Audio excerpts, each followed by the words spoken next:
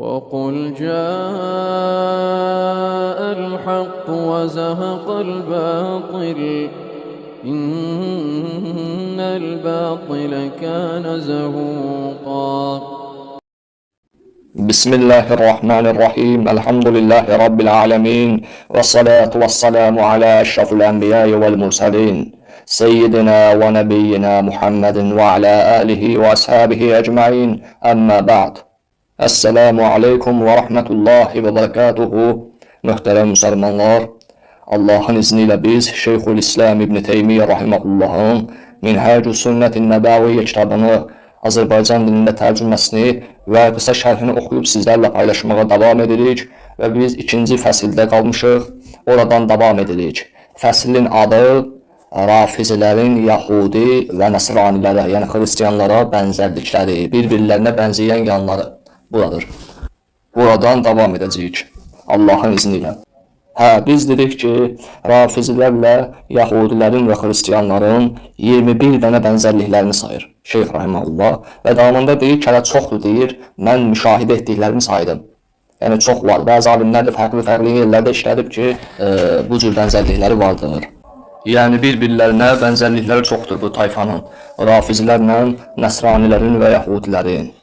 Sonra Şeyx Rahiməhullah davam edir və deyir ki, Yahudilər namazlarında sallanırlar və ya tərpənirlər və ya qəribə hallar alırlar özlərini göstərmək üçün. Riya və ya başqa məqsədlə Rafizilər də belə edir. Yəni əbalarını oynadırlar, namazda hər cür qəribə hərəkətlər edirlər bir çoxu. Sonra deyirlər, Yahudilər namazda üzərlərinə geyindiklərini, yəni onların da bir cübbə kimi bir şey var üzərlərində, əba kimi onlara aid.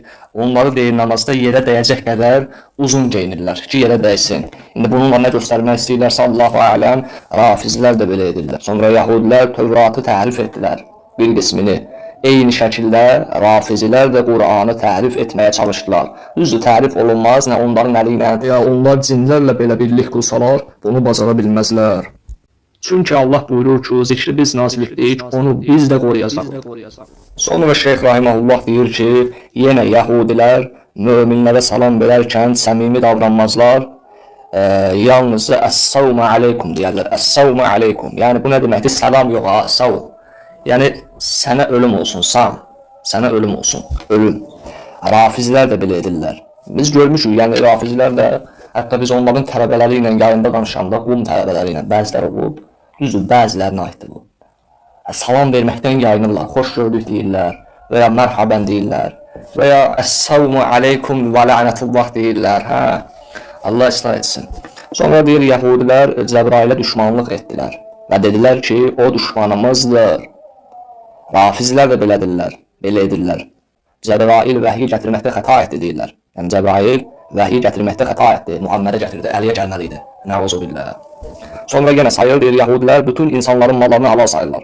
Allah Teala bizə Yahudilər haqqında belə buyurur. Onların ümmilərə qarşı etdiklərinə görə bizə vəbal yoxdur. Onlar belə deyirlər. Ali İmran surəsi 75-ci ayə. Rafizlər də belə deyirlər. Bütün müsəlmanların malını halal sayırlar. Allahu Ekber. Yahudilərin qadınları üçün mehir yoxdur. Qadınlardan yalnızca faydalandıqca faydalanırlar. Yahudilərdə qadınlar üçün mehir yoxdur. Rafizlər də belədir. Ən pisi də muta, nikahını halal sayırlar. Yahudilər bütün müsəlmanların qanını halal sayırlar. Rafizlər də müsəlmanların bir qisminin qanını halal sayır. Yahudilər yayın balığı ilə ilan balığını haram sayırlar. Yahudilər fərqli balıq çeşidlərini haram sayırlar. Rafizlər də belə edir. Pullu balıq halaldır, pulsuz haramdır və ya əksinə, yəni əcayib eyni şeylər gəlib çıxırlar. Bənzər məsələlərdir. Yahudilər dovşan ətini haram sayırlar. Rafizlər də belə edir. Allahu Ekber. Gör bənzərliklərə bax. Yahudilər məslər üzərində məshi caiz görmürlər. Yəni məs çəkərkən məs üzərində məs edilməz. Rafizlər də belə deyirlər. Sonra Şeyx Rahiməhullah gəlir əsas məsələyə, ən sonuncu məsələyə. Deyir, Yahudi və Xristiyanlar Rafizilərdən bir xislət ilə daha üstündürlər. Yahudi və Xristiyanlar Rafizilərdən bir xislət daha üstündürlər. O nədir? Yahudilərə sizin dininizdə olanların ən xeyirliləri kimlərdir deyə sual verildiyi zaman onlar deyərlər, Musa aleyhissalamın əshabı, səhabələri. Xristiyanlara sizin dininizdə olanların ən xeyirliləri kimlərdir deyildiyi zaman onlar da İsa'nın aleyhissalamın həvariləridir deyərlər. Rafizilərə isə, diqqətlə qulaq asın, Rafizilərə isə sizin dininizdən olanların ən şərliləri kimlərdir? Əksə ya şərliləri kimlərdir deyə sual verildiyi zaman Onlar Muhammedin sahabeləri deyənlər. Nəuzu billah, estağfirullah. Muhammedin sahabeləri sallallahu aleyhi və səlləm. Yəni burada da ən böyük xəlifələr və Talha və Zübeyri qəsd edirlər. Yəni bax, rafizilər onlardan bir xislət daha bərbad, batil yoldadırlar. Onlar üçün bağışlanma diləməklə əmr edildikləri halda onları söyürlər. Bizə nə düşür? Bizdən əvvəlkilərə bağışlanma diləmək, təhqir etmək, tənə etmək yox. Davam edir, Şeyx Rahiməhullah ayəni oxuyur. Deyir ki, لو قادوا نارا للحرب أدفعها الله ويسعون في الأرض فسأدا والله لا يحب المفسدون. Nə deyir? Deyir, onlar o pis cəmaət, o pis tayfa, o bozğunçuluq, pislik çıxaran bir tayfa nə zaman öz aluvlarını qurdalamağa başladıqları zaman, yəni mənəcə tərcümə edirəm, alovu, atəşi qurdalayıb pislikləri daha da böyütməyə çalışdıqları zaman Allah onların işlərini boşa çıxarmışdır. Həqiqətən Allah la yuhibbul mufsidin, fəsad çıxaranları sevməz. Sonra Şeyx Rahiməhullah davam edir.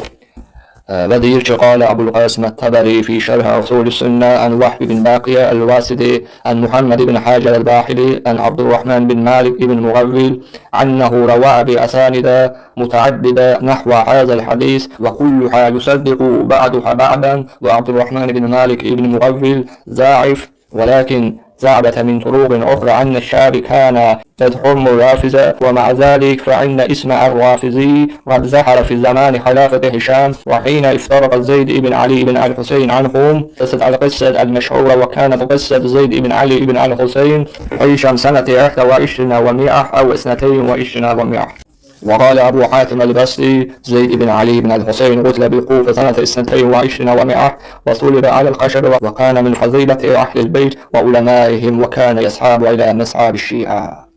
Yəni Şeyx Rahiməhullah burada deyir ki, Əbul Qasim Ət-Təbəri Şərh Usul Sünnə adlı əsərində Vahb ibn Baqiyə Əl-Vasitidən, o da Muhammed ibn Hacer Əl-Bahilidən, o da Abdurrahman ibn Malik ibn Muğavvildən rəvayət edir ki, bir neçə yolla buna bənzər bir rəvayət nəql etmişdir və hamısı bir-birini təsdiq etmişdir. Abdurrahman ibn Malik ibn Muğavvil zəif ravidir, lakin Şəbinin rafizləri pislədiyi digər yollarla sabit olmuşdur. Yəni bu zəif olsa da daif, digər səhih yollarda da vardır. Bununla yanaşı rafizi adı İşhanın xilafəti dövründə Zeyd ibn Ali ibn Hüseyin onlardan ayrıldığı zaman ortaya çıxmış və məşhur hadisə baş vermişdir. Zeyd ibn Ali ibn Hüseynin bu hadisəsi Hicrətin 120-ci ilindən sonra Hişamın xilafətinin sonlarında 121 və 122-ci illərdə baş vermişdir. Və Əbu Hatim Əl-Bəsri belə demişdir.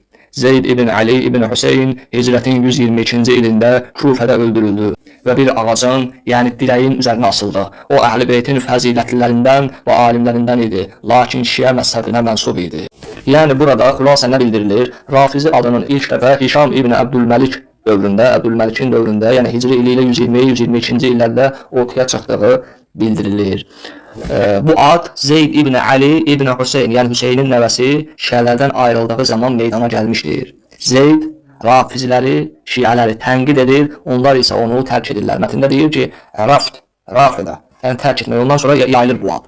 Daha sonra Zeyd Kufədə üsyan qaldırır və Hicri ili ilə 122-ci ildə öldürülür. Sonra isə meydi dirəyə asılır. Və bu hadisə Zeyd rafizləri qınadığı və rafizlər onu tərk etdiyi günlərdən sonra başlayır. O məsələlərdən sonra başlayır. Yəni bu onu bildirir ki, ölümündə onların da əli var. Onların da əli var imiş. Yəni sonra biz nəyə diqqət edirik? Diqqət edin. Zeyd ibn Ali rahimehullah Kufədə Bəni Ümeyyə hökmdarlarına qarşı çıxır. Bəni Ümeyyə hökmdarlarına qarşı çıxır. Və o şiələrdən, rafizlərdən dəstək istəyir. Dəstək. Rafizlər nə sual verir? Diqqət edin. Onlar Zeyddən soruşurlar. Əbu Bəkir və Ömər barəsində nə deyirsən? Zeyd isə cavab verir, deyir, onlar Peyğəmbərin sallallahu aleyhi və səlləmin səhabələridir. Mən onlardan ancaq xeyir söyləyirəm. Mən onlardan ancaq xeyir söyləyə bilərəm. Radiyallahu anh. Bunu Şeyxülislam İbn Teymiyyə rahimehullah bu kitabında gətirir, bu rəvayəti və Şiə mənbəsində də Biharul Anvarda da cild 46 səhifə 174-də bu məsələ keçməkdədir. Əl-Məclisi də bunu bildirir Şiə alimlərindən. Əl-Məclisi, Muhammed Baqir Əl-Məclisi də öz kitabında bu məsələni bildirir. Yəni boyun qaçıra bilmir və nə qədər həqiqəti gizlədə bilərlər. O qədər cildlərlə kitab yazıb. O qədər də gizlədə bilmir. Bəzilərində bu cür həqiqi olan, haqq olan rəvayətləri birtəhər yazıb. Yəni birtəhər yazıb, amma yenə də şərhində nəsə ora öz fikrini salır, batil fikirlərini. Amma nə də olsa haqq açıq aydındır, batil onu bürüyə bilməz və batil heç bir yolla haqqa giriş edə bilməz. Elhamdülillah. Bu günlük bu qədər. Allah bizi eşidib faydalananlardan etsin.